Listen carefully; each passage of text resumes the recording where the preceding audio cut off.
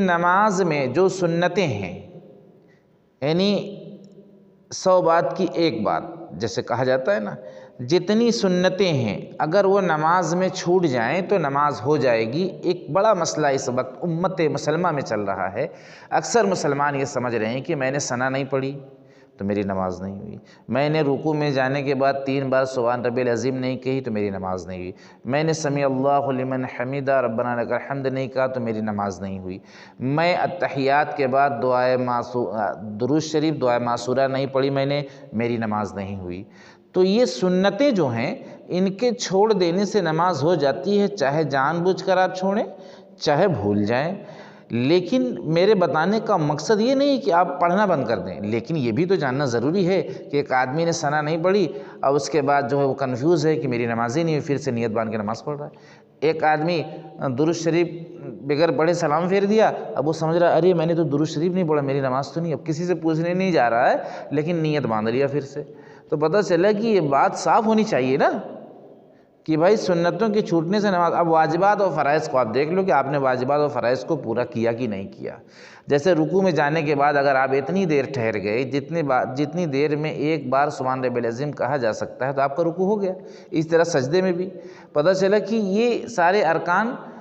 بغیر سنت پر عمل کیے اگر آپ نے نماز پڑھی ہے تو آپ کی نماز ہو گئی۔ میرا مطلب کہنے کا یہ ہے کہ ہو گئی، آپ کو ایسا کرنا نہیں، آپ جس طریقے سے پڑھ رہے ہیں اسی میں آپ کا اجر و ثواب بڑھا ہوا ہے اور وہ نماز ایک قیمتی نماز بنتی ہے۔ لیکن میں بتانا چاہتا ہوں اگر یہ سارے اعمال چھوٹ جائیں سنت والے ہیں تو آپ کی نماز ہو جائے گی۔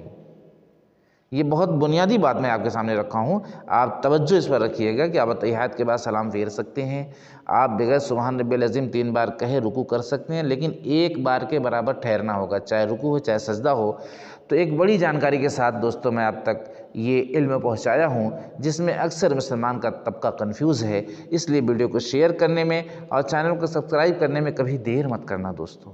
اور اس طرح کے موقع کبھی کبھی آ جاتے ہیں، جیسے فرض نماز کھڑی اگر ہم کو جانکاری رہے گی تو ہم التحیات پہ سلام پھیر کے شامل ہو جائیں گے، اس لیے کہ درود شریف پڑھنا اور دعائے معصورہ پڑھنا سنت اور کھڑی ہے فرض، تو اب یہ علم رہنے سے یہ عمل ہو جائے گا نا۔ یا مثال کے طور پر آپ کی نماز قضا ہو رہی تھی تو جب یہ علم رہے گا تو آپ التحیات پڑھ کے سلام پھیر لوگے، اس لیے کہ وہ سنت ہے اور نماز فرض قضا ہونے والی ہے، تو یہ موقع پر بھی یہ عمل ہو سکتا ہے اور جان بوجھ کر بھی اگر آپ نے کر لیا تو آپ کی نماز ہو جائے گی ان سارے اعمال نہ کرنے کے بعد بھی۔